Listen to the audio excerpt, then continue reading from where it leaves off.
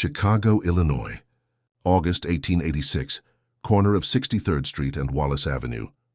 A man walks into a drugstore in the Englewood neighborhood.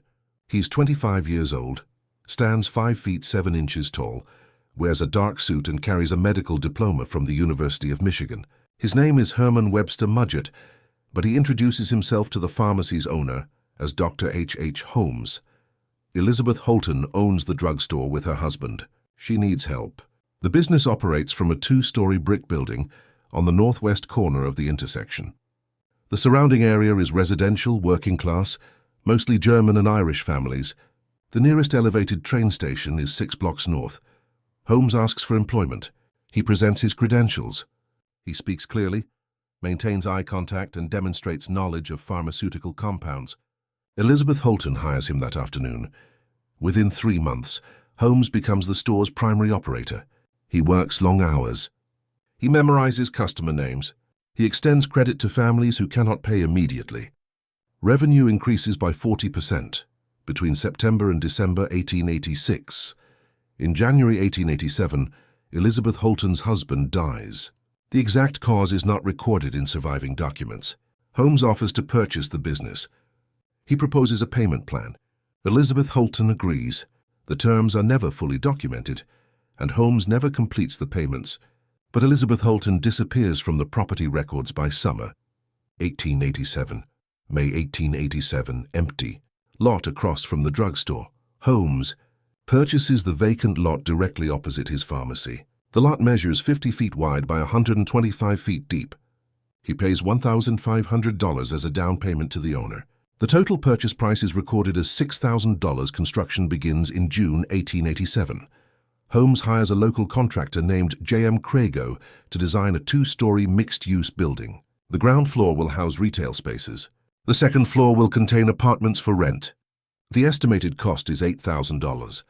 Holmes changes the plans weekly. He fires Crago in August 1887 after disputing the bill. He hires a second architect. The plans expand to include a larger ground floor footprint and additional rooms on the second level. Holmes fires this architect in October 1887. Between June 1887 and December 1887, Holmes employs at least 5 different architectural firms and 7 separate construction crews. No single contractor works on the building for more than 8 weeks. Each is dismissed before completing their contracted work. Each files a payment dispute. The Etna Iron and Steel Company supplies materials for the building's frame and supports. Holmes orders steel beams, iron columns, and metal fixtures throughout the summer and fall of 1887. The company's invoices total $2,400. Holmes pays $300. In February 1888, Etna Iron and Steel sues Holmes in Cook County Circuit Court for non-payment. The case is documented in court records. Holmes does not appear for the hearing. The judgment is entered against him, but enforcement is delayed. By December 1887, the building's first floor is operational. Holmes moves his pharmacy into the new structure. The corner storefront becomes E.S. Holton Drugs, though Elizabeth Holton has not been seen since August.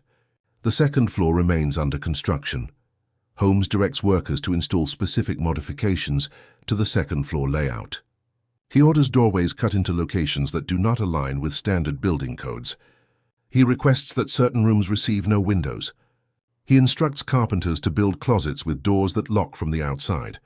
A construction foreman named Charles Ketchum later testifies that Holmes insisted on unusual specifications. Holmes wanted rooms with soundproofed walls. He requested gas line installations that terminated inside sealed chambers rather than connecting to ventilation systems. He ordered trapdoors built into several second-floor rooms with chutes leading to the basement. Ketchum questions these requests. Holmes explains that the building will serve as a hotel once the World's Columbian Exposition opens in 1893. The fair's grounds are being developed, 4 miles north in Jackson. Park Chicago expects 20 to 30 million visitors. Holmes states that the unusual room configurations will appeal to eccentric travelers willing to pay premium rates. Ketchum completes 3 rooms according to Holmes's specifications before Holmes fires him in March 1888. The foreman receives no final payment. He does not file suit. Between 1888 and 1891, Holmes continues hiring and dismissing workers. The building's second floor is completed in stages. Different sections are finished months or years apart. No comprehensive blueprint exists because no single architect remained on the project long enough to document the complete structure. Holmes rents the completed second-floor apartments beginning in spring 1888. The tenants are primarily single women employed in Chicago's commercial district. Monthly rent ranges from $8 to $12 per room. Several tenants work in the pharmacy on the ground floor. Holmes maintains an office in the Chemical Bank building on Dearborn Street in downtown Chicago. He uses this office for investment schemes unrelated to the drugstore. In December 1889, a 35-year-old carpenter named Benjamin Freelon Pitezel displays a coal bin invention in the same building. Pitezel has a criminal record. He served 6 months in jail in 1886 for stealing tools from a construction site. He has a wife named Carrie Alice and 3 children. He lives in a rented room on the city's west side. He drinks heavily and accumulates debts. Holmes approaches Pitezel at the exhibition. They discuss business. Pitezel's invention fails to attract investors. Holmes offers him employment. Pitezel accepts. For the next 5 years, Pitezel works as Holmes's assistant in various schemes. He helps Holmes file fraudulent insurance claims. He assists in moving furniture purchased on credit to storage locations where creditors cannot locate it. He forges signatures on property deeds. He serves as a witness to contracts Holmes has no intention of honoring. A Philadelphia district attorney later describes Pitezel as Holmes's tool, his creature. Court records show that Pitezel participates in at least 9 documented fraud schemes between 1890 and 1894. He receives payment in cash, usually between $25 and $100 per job. He never questions Holmes's instructions. Dr. Lawrence Connor moves into one of the second-floor apartments with his wife Julia and their 5-year-old daughter Pearl. Dr. Connor is a physician. He accepts Holmes's offer to operate a jewelry counter in the pharmacy. The arrangement provides Connor with a small income to supplement his medical practice. Julia Connor is 31 years old. She has dark hair and stands 5 feet 4 inches tall. She begins working at the jewelry counter alongside her husband. Within 6 weeks, she is working alone. Dr. Connor's presence in the building decreases. By August 1891, Dr. Connor stops coming to the pharmacy entirely. Witnesses later report seeing Holmes and Julia Connor speaking privately in the building's hallways. Dr. Connor moves out of the apartment in October 1891. He takes no possessions except his medical bag. He leaves Julia and Pearl behind. He does not file for divorce. He does not return. Julia Connor continues living in the second-floor apartment. She continues working at the jewelry counter. Pearl attends elementary school 6 blocks away. Neighbors see them regularly through November 1891. Julia Connor and Pearl Connor are last seen in the building on Christmas Eve. A tenant named Mrs. Lawrence later reports that Julia told her she was preparing dinner for herself and Pearl. Another tenant, a man named Maurice Lawrence, reports seeing Pearl in the hallway around 3 p.m. Neither Julia nor Pearl appears in the building after December 24th. On December 26th, tenants ask Holmes about Julia and Pearl. Holmes states that Julia left suddenly to visit her dying sister. He provides no location. He states that Pearl went with her mother. He shows no concern. On December 28th, Dr. Connor arrives at the building looking for Julia and Pearl. Holmes tells him that Julia fled to escape her husband. He suggests that she took Pearl and boarded a train to California. He provides no evidence. Dr. Connor searches the building. He finds the apartment empty. All of Julia and Pearl's possessions remain inside. Dr. Connor demands answers. Holmes refuses to provide details. Dr. Connor threatens legal action. Holmes tells him that involving authorities will embarrass Julia publicly and damage Pearl's future. Dr. Connor leaves the building. He does not return. No one reports Julia and Pearl Connor missing to Chicago police. No investigation begins. Holmes announces plans to add a 3rd floor to the building. He tells investors and suppliers that the addition will serve as a hotel during the World's Columbian Exposition scheduled to open in May 1893. The exposition will occupy 690 acres in Jackson Park. Organizers expect it to be the largest fair in history. Chicago's population in 1892 is approximately 1.2 million. Officials estimate the fair will bring an additional 20 to 30 million visitors over 6 months. Holmes solicits bids from construction companies for the third-floor addition. He signs contracts with 3 separate firms. Each contract specifies different completion dates and payment schedules. Holmes begins construction with all 3 firms simultaneously, assigning each to different sections of the building. The third-floor addition includes approximately 35 rooms. Holmes describes these as guest accommodations. The plans call for small sleeping chambers, each approximately 10 feet by 12 feet, with minimal furnishings. Holmes orders no bathrooms on the 3rd floor. He instructs builders to install 1 shared washroom at the end of the hallway. Construction proceeds through spring 1892. Workers report the same pattern observed during the original building's construction. Holmes changes specifications daily. He orders rooms sealed, then reopened. He requests doorways installed, then bricked over. He dismisses workers without pay every few weeks. By summer 1892, none of the 3 construction firms have received full payment. 2 file liens against the property. Holmes ignores the liens. The 3rd firm abandons the job. The 3rd floor remains unfinished. On May 3, 1892, a 23-year-old woman named Emmeline Cigrand begins working in Holmes's building. She is hired as a secretary and stenographer. She comes from Dwight, Illinois, a town 80 miles southwest of Chicago. She is engaged to be married to a man named Robert Phelps, according to letters she writes to her parents. Emmeline Cigrand is 5 feet 3 inches tall with blonde hair. She lives in one of the 2nd-floor apartments. She works in an office Holmes maintains in the building for his various business ventures. Her duties include typing correspondence, filing documents, and managing appointment schedules. For 6 months, Emmeline writes letters to her family regularly. The letters describe her work, her employer, and her plans to marry Robert Phelps. She mentions that Holmes is a respectable businessman with multiple ventures. She states that her salary is $10 per week, which is higher than secretarial positions typically pay in 1892. In November 1892, Emmeline's letters stop. Her family writes to the address she provided. The letters are not answered. In December 1892, Emmeline's mother receives a trunk by freight delivery. The trunk is empty except for a few items of clothing. No note is included. Emmeline's parents travel to Chicago in January 1893. They go to the building on 63rd Street. Holmes tells them that Emmeline left suddenly to marry Robert Phelps. He states that she did not provide a forwarding address. He expresses surprise that she did not inform her parents of her departure. He offers no additional information. Emmeline's parents attempt to locate Robert Phelps. They check marriage records in Cook County. They find no record of an Emmeline Cigrand marriage. They check city directories for a Robert Phelps.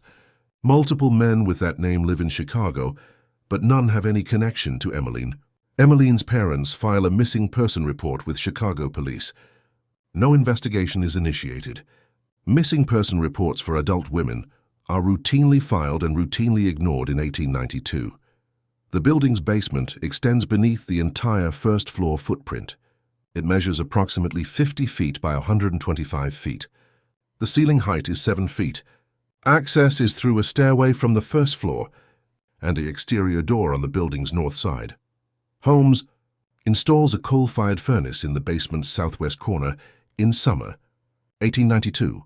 The furnace is unusually large for a building of this size. Its firebox measures 4 feet wide by 6 feet deep. It can reach temperatures exceeding 2,000 degrees Fahrenheit when fully stoked. Holmes also places a large kiln in the basement. He tells workers that the kiln will be used for a glass-bending business he plans to operate. The kiln is never used for glass. No glass-bending equipment is ever installed. In one section of the basement, Holmes constructs a sealed chamber approximately 8 feet by 10 feet. The chamber has brick walls 2 feet thick. The door is iron and equipped with a heavy bolt lock on the outside. There is no lock mechanism on the inside. A gas line runs through the wall into the chamber, but does not connect to any fixture inside. The line terminates in an open pipe. Workers who see the chamber ask Holmes about its purpose. He provides different explanations to different workers. He tells one man it is a vault for storing valuable merchandise. He tells another it is a cold storage room for pharmaceutical supplies. He tells a third it is a private office where he can work without interruption. In early April 1893, a 24-year-old woman named Wilhelmina Minnie Williams arrives in Chicago from Boston. She previously worked as an actress.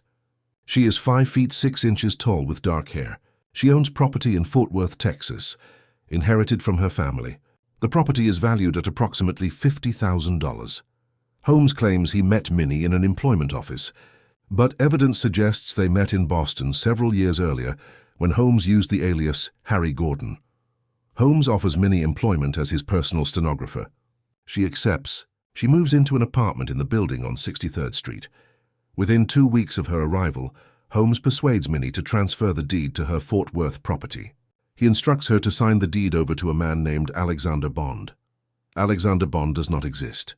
It is an alias Holmes uses for property transactions.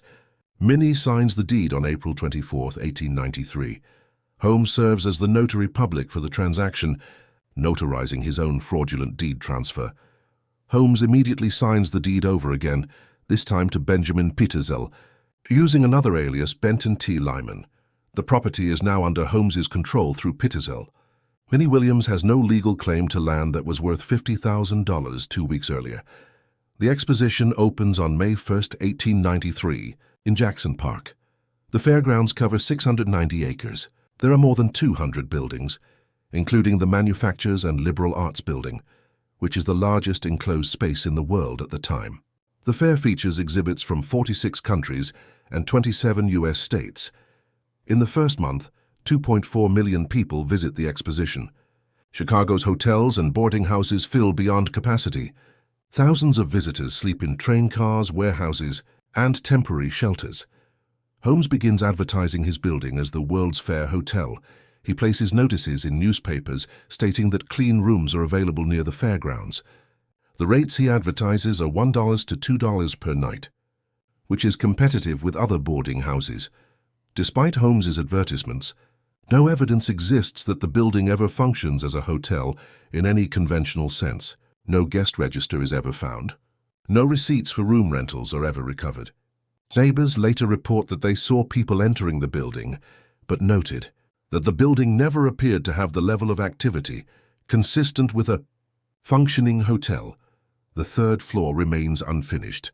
Throughout the exposition, several rooms have no doors. Multiple rooms have no furniture. The shared washroom is not fully plumbed. The building's interior is a maze of inconsistent construction, abandoned renovation projects, and sealed-off spaces. In early July 1893, Minnie Williams's younger sister Anna, called Nanny, arrives in Chicago. Nanny is 18 years old. She comes to visit Minnie. She stays in the building on 63rd Street. On July 5, 1893, Nanny writes a letter to her aunt in Texas. In the letter, she states that she plans to travel to Europe with brother Harry, which is how Holmes has introduced himself to the Williams family. She writes, "Brother Harry says you need never trouble any more about me, financially or otherwise. He and sister will see to me. I hope our hard days are over." This is the last communication anyone receives from Nanny Williams. After July 5, 1893, no one outside the building sees or hears from Nanny again. No one outside the building sees or hears from Minnie again either. Holmes continues using Minnie Williams's name in business correspondence throughout the summer and fall of 1893.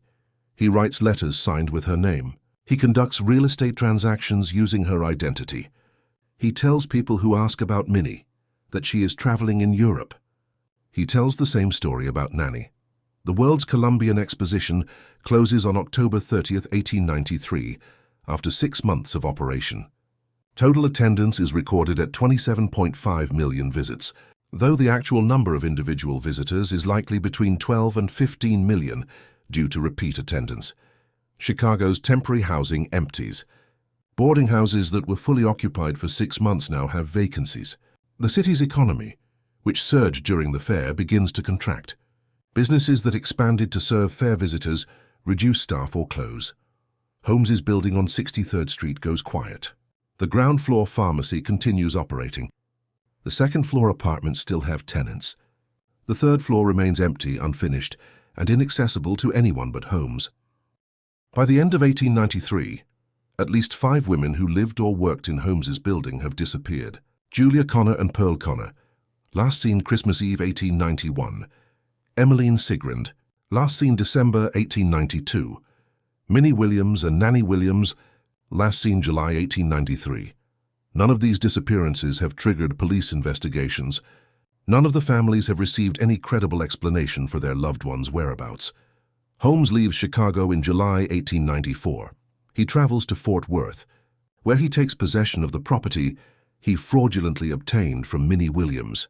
The property is located at the intersection of Commerce Street and 2nd Street in downtown Fort Worth. Holmes announces plans to construct a hotel on the Fort Worth property. He hires local contractors and orders building materials. The pattern repeats. Holmes changes plans constantly. He refuses to pay suppliers. He dismisses workers without compensation. Within 2 months, construction stops. Multiple Fort Worth businesses file suit against Holmes for non-payment. Holmes also faces legal pressure in Chicago.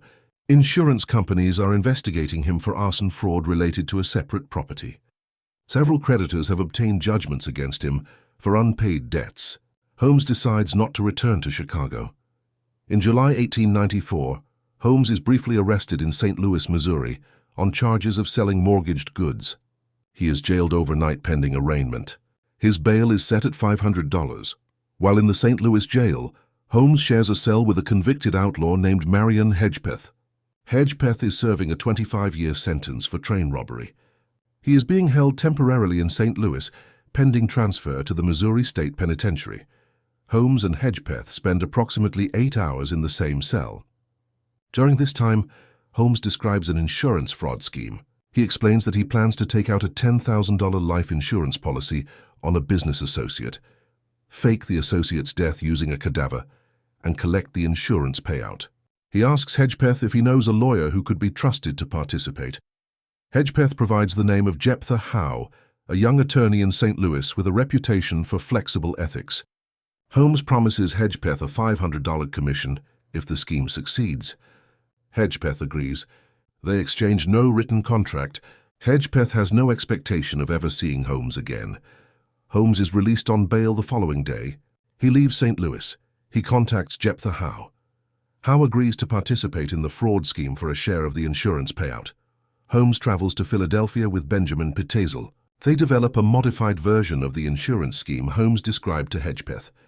Instead of using a cadaver, Holmes tells Pitezel they will fake Pitezel's death, collect the insurance money, and split the payout 3 ways. Holmes, Pitezel, and Howe. The plan requires Pitezel to adopt a false identity. He will pose as an inventor named B.F. Perry. He will rent an office or small building in Philadelphia. He will take out a $10,000 life insurance policy with the Fidelity Mutual Life Association. Then Holmes will stage an accident that makes it appear Pitezel died in a laboratory explosion. Holmes will provide a cadaver to serve as Pitezel's body. After the insurance company pays out, Pitezel will meet Holmes at a predetermined location and they will divide the money. Pitezel agrees to the plan. On September 1, 1894, using the name B.F. Perry, he rents a 3-story building at 1316 Callowhill Street in Philadelphia. The building is narrow, approximately 16 feet wide. It has a shopfront on the ground floor and rooms on the upper 2 floors. Rent is $12 per month. Pitezel sets up the ground floor as an inventor's workshop. He places tools on a workbench. He arranges chemical bottles on shelves. He creates the appearance of ongoing experiments. He spends 3 days establishing his identity as B.F. Perry, an inventor working on various patent applications. On September 3, 1894, Holmes comes to the building on Callowhill Street. He arrives in the late afternoon. Pitezel is alone in the building. What happens next is reconstructed from Holmes's later confession and from forensic evidence gathered after Pitezel's body is discovered. Holmes does not bring a cadaver. He instead brings chloroform and benzene. He tells Pitezel to lie down on the floor. He tells him this is necessary to make the scene believable. Pitezel complies. Holmes soaks a cloth with chloroform and presses it over Pitezel's face until Pitezel loses consciousness. Forensic evidence later shows that the chloroform dose was fatal. Pitezel dies from chloroform poisoning before Holmes does anything else. Holmes then pours benzene over Petitzel's body and sets it on fire. The fire burns intensely but briefly. It scorches Petitzel's torso and face, but does not consume the body. Holmes opens windows to clear smoke, then leaves the building. On September 4, 1894, a boy playing in the street sees smoke coming from the building at 1316 Callowhill Street. He alerts a police officer. The officer forces open the front door and finds Benjamin Petitzel's body lying on the floor. The body is burned, particularly around the face and chest. A broken bottle that smells of benzene lies nearby. Medical examination determines the man died before the fire started, but the cause of death is initially attributed to a laboratory accident involving chemical fumes. Papers in the dead man's pockets identify him as B.F. Perry. Authorities search city records for information about Perry but find very little. He has been in Philadelphia only 3 days, and he has no known associates. Police classify the death as accidental. Within 1 week of Petitzel's death, Holmes contacts Jephthah Howe, the St. Louis lawyer Marion Hedgepeth recommended. Holmes tells Howe that the insurance scheme succeeded. He instructs Howe to go to Philadelphia to identify the body as Benjamin Petitzel and file the insurance claim. Holmes also contacts Petitzel's wife, Carrie Alice Petitzel. She lives in poverty with 5 children in St. Louis. Holmes tells her that Benjamin is dead, that his death was staged as part of an insurance fraud, and that she needs to go to Philadelphia to collect the money. He gives her specific instructions on what to tell the insurance company. Carrie Alice Petitzel travels to Philadelphia. She is accompanied by her 13-year-old daughter, Alice. They meet with representatives from Fidelity Mutual Life Association. Carrie Alice identifies the body as her husband. She provides documentation proving Benjamin Petitzel's identity. She files a claim for the $10,000 policy. The insurance company investigates. They interview witnesses. They examine the death scene. They review the medical evidence. Nothing in their investigation reveals that Benjamin Petitzel's death was anything other than an accidental death. On September 25, 1894, Fidelity Mutual pays out $9,715 to Carrie Alice Petitzel. The company retains $285 to cover administrative costs and outstanding policy fees. Holmes takes control of the insurance money. He gives Carrie Alice Petitzel $500 and tells her that Benjamin is actually alive, hiding in South America, and will send for the family once it is safe. Carrie Alice believes him. She has no reason not to. Benjamin has participated in Holmes's fraudulent schemes before. The story seems consistent with her husband's behavior. Holmes tells Carrie Alice Petitzel that Benjamin wants 3 of their 5 children to join him immediately. He says that Benjamin is in London preparing a new life for the family. He says that he, Holmes, will escort the 3 children to London while Carrie Alice settles affairs in St. Louis. Carrie Alice agrees. She allows Holmes to take 13-year-old Alice, 9-year-old Nellie and 7-year-old Howard. She keeps the 2 younger children with her. Holmes departs with Alice, Nellie and Howard on October 2, 1894. For the next 6 weeks, Holmes moves the 3 children through a route that crosses several states and into Canada. Simultaneously, he escorts Carrie Alice Petitzel and her 2 remaining children along a parallel route. The 2 groups are never more than a few miles apart, sometimes only a few blocks, but they never meet. Holmes uses different aliases in different cities. He registers at hotels under false names. He tells the children that they cannot see their mother because their father's enemies are searching for the family. He tells Carrie Alice that the 3 children are already with Benjamin in London. He shows her letters supposedly written by Alice describing life in England. Holmes writes these letters himself. Holmes rents a house at 91 East Market Street in the Irvington neighborhood of Indianapolis. He stays there with the 3 Petitzel children. The house is small, 2 stories, wood frame construction. The neighborhood is residential, quiet, middle class. On October 10, 1894, Holmes takes 7-year-old Howard Petitzel to a pharmacy in downtown Indianapolis. A pharmacist named Albert E. Schweitzer later testifies that Holmes purchased chloroform. Schweitzer remembers the transaction because Holmes was very specific about the concentration he required. Holmes returns to the house on East Market Street with Howard. What happens next is determined from evidence recovered later. Holmes poisons Howard with the chloroform. After Howard is dead, Holmes dismembers the body using knives he had sharpened at a local repair shop 2 days earlier. He burns most of the remains in the house's furnace. He places some bone fragments and teeth in the chimney. Holmes departs Indianapolis on October 11, 1894, with Alice and Nellie. He tells them that Howard went ahead to London with their father. Neither girl questions this explanation. Holmes rents a house at 16 St. Vincent Street in Toronto. He stays there with Alice and Nellie Petersell. The house is 2 stories, wood frame with a cellar. Holmes rents it for 1 week. On October 25, 1894, Holmes forces Alice and Nellie into a large trunk in the house's bedroom. He locks the trunk. He drills a hole in the trunk's lid. He inserts a rubber hose through the hole. He connects the other end of the hose to a gas line. He opens the gas valve. Alice and Nellie die of asphyxiation. The process takes approximately 20 minutes, based on medical examination conducted later. Holmes removes their bodies from the trunk after they are dead. He strips them of clothing. He carries them to the cellar. He buries them 3 feet deep in the cellar floor. Holmes leaves Toronto on October 26, 1894. He meets with Carrie Alice Petersell in Detroit. He tells her that all 3 children are now safely in London with Benjamin. He shows her another forged letter from Alice. Carrie Alice believes him. Marion Hedgepeth, the outlaw Holmes met in the St. Louis jail, has been transferred to the Missouri State Penitentiary. He reads newspaper accounts of Benjamin Petersell's death in Philadelphia. He recognizes the insurance fraud scheme Holmes described to him. Hedgepeth has never received the $500 commission Holmes promised. He is serving 25 years in prison. He has nothing to lose.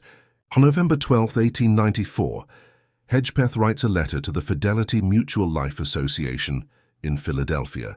He explains that Holmes told him about a plan to fake an insurance death. He provides details about the scheme. He names Holmes and Jephthah Howe as participants. Fidelity Mutual forwards Hedgepeth's letter to the Pinkerton National Detective Agency. The Pinkertons are a private detective agency that handles investigations for insurance companies. They assign the case to several operatives. Pinkerton investigators begin tracking Holmes. They trace his movements from Philadelphia to multiple cities. They discover that Holmes is traveling with Benjamin Petersell's wife and 2 of his children. They also discover that Holmes has 3 other Petersell children with him on a separate route. The investigators find this arrangement suspicious. On November 17, 1894, Pinkerton agents locate Holmes in Boston, Massachusetts. He is staying at a hotel with his wife, Georgiana Yoke, whom he married in 1893. Georgiana Yoke knows nothing about Holmes's crimes or his other wives. She believes her husband is a businessman with real estate investments. Boston police arrest Holmes on an outstanding warrant for horse theft from Texas. The warrant is for a minor crime, theft of a horse valued at $85, but it provides legal grounds to hold Holmes while investigators gather evidence about the insurance fraud. Holmes is held in Boston's Charles Street Jail. He is cooperative with investigators. He answers questions calmly. He provides explanations for his movements. He states that Benjamin Petersell is alive and in South America. He says the 3 Petersell children are with their father. He shows no anxiety or distress. Fidelity Mutual and the Pinkertons continue investigating. They interview Carrie Alice Petersell in detail. Her story about her husband being alive contradicts physical evidence. Medical examiners in Philadelphia confirm that the body identified as B.F. Perry was definitely Benjamin Petersell based on dental records and old injury. SCAR's investigators cannot locate the 3 Petersell children. Carrie Alice insists they are in London with their father. She shows investigators letters from Alice. Handwriting experts examine the letters and determine they were not written by a 13-year-old girl. The writing style and vocabulary suggest an adult author. In January 1895, investigators begin retracing Holmes's route through the northeastern United States and Canada. They visit every hotel where Holmes registered. They interview hotel staff. They examine guest registers. They find records of Holmes traveling with children matching Alice, Nellie, and Howard's descriptions. Philadelphia assigns Detective Frank Geyer to focus exclusively on finding the 3 Petersell children. Geyer is 38 years old. He has been with the Philadelphia Police Department for 16 years. He is methodical, persistent, and takes detailed notes. Geyer begins his search in Philadelphia and works north, following the route Holmes traveled in October 1894. He visits Detroit, where Holmes and the children stayed for 3 days. He visits Toronto, where Holmes rented the house on St. Vincent Street. On July 15, 1895, Geyer excavates the cellar at 16 St. Vincent Street in Toronto. 3 feet below the surface, his team uncovers human remains. The decomposition is advanced, but the bones are identifiable as belonging to 2 young females. Dental records confirm the remains are Alice and Nellie Petersell. Geyer continues searching for Howard. He travels to Indianapolis, where hotel records show Holmes stayed at the Stubbins Hotel on October 1, 1894. Geyer interviews local residents. A pharmacist remembers selling chloroform to a man matching Holmes's description. A repair shop owner remembers sharpening knives for the same man. Geyer locates the house at 91 East Market Street, where Holmes stayed with Howard. On August 27, 1895, investigators search the house. In the chimney, they find human teeth and bone fragments. A forensic dentist confirms the teeth belong to a child approximately 7 years old. While Geyer searches for the children, Chicago police begin investigating Holmes's building at 63rd Street and Wallace Avenue. Newspapers have published sensational accounts of Holmes's crimes in Philadelphia. Reporters begin researching Holmes's time in Chicago. They discover that several women who lived or worked in Holmes's building disappeared without explanation. On July 20, 1895, Chicago police obtain a warrant to search the building. They bring carpenters to remove walls and floors. They excavate the basement. They find human bones buried in the cellar floor. They find bones in the furnace ash pit. They find bone fragments behind sealed walls on the second floor. Forensic examination determines that the bones belong to at least 3 individuals, possibly as many as 5. None can be positively identified because forensic science in 1895 cannot match bones to specific missing persons without dental records, which do not exist for most of the victims. Police also find evidence of the building's unusual construction. They document rooms with no windows, doors that open to brick walls, staircases that lead nowhere, and the sealed gas chamber in the basement. Newspapers publish dramatic accounts of these discoveries, calling the building a murder castle. Some of the newspaper accounts exaggerate the building's features. Reports claim there are 100 rooms, which is false. Reports claim there are elaborate trapdoors and torture devices, which cannot be verified. But the basic facts are confirmed. The building was deliberately constructed with hidden spaces, and human remains were found inside. Holmes is tried in Philadelphia for the murder of Benjamin Petersell. The trial begins on September 28, 1895. The prosecution presents extensive evidence, medical testimony about chloroform poisoning, financial records showing Holmes took control of the insurance money, hotel records tracking Holmes's movements with the Petersell children, and testimony from witnesses who saw Holmes with the children. Holmes testifies in his own defense. He maintains that Petersell killed himself during a botched insurance fraud attempt. He claims he found Petersell's body and panicked, which is why he proceeded with the insurance claim. He denies knowing what happened to the 3 children. He suggests they ran away or were kidnapped. The jury deliberates for 2 hours and 45 minutes. On November 2, 1895, they return a verdict of guilty of first-degree murder. Judge Michael Arnold sentences Holmes to death by hanging. While imprisoned and awaiting execution at Moyamensing Prison in Philadelphia, Holmes writes a confession. He sells the rights to the Hearst newspaper syndicate for $7,500. The money goes to his attorneys and to his wife, Georgiana Yoke, who remains married to him, despite learning about his other 3 wives. The confession is published in newspapers on April 12, 1896. In it, Holmes claims to have killed 27 people. He provides details about each murder. He describes methods: suffocation, poisoning, chloroform overdose, burning victims alive. He describes locations: the building in Chicago, rented houses in Indianapolis and Toronto, a swamp in Mississippi. Investigators immediately begin checking Holmes's claims. They discover that many of the people Holmes claims to have killed are still alive. One man Holmes says he murdered in 1886 actually died of natural causes in Canada in 1889. A woman Holmes describes killing in 1892 is found alive in Omaha. Multiple other supposed victims are located and interviewed.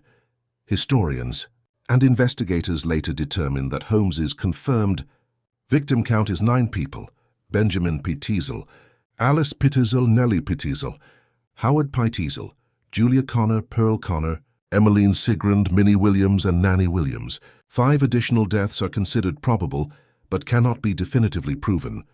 Holmes is led from his cell to the prison yard. A gallows has been erected there. Approximately 50 witnesses are present: prison officials, police officers, prosecutors, and journalists. The day is clear, temperature 62 degrees Fahrenheit. Holmes walks to the gallows without assistance. He is 34 years old. He wears a black suit. His hands are bound behind his back. He shows no visible emotion. He speaks briefly to those assembled, stating that he is guilty only of fraud and that he did not commit murder. His voice is steady. The executioner places a black hood over Holmes's head. He adjusts the noose around Holmes's neck. At 10:12 a.m., the trapdoor opens. Holmes drops 8 feet. His neck does not break immediately. He strangles for approximately 15 minutes before physicians confirm death. Holmes's body is buried at Holy Cross Cemetery in Yeadon, Pennsylvania. Following his instructions, the coffin is filled with concrete and buried 10 feet deep. Holmes requested this to prevent his body from being stolen and displayed as a medical curiosity.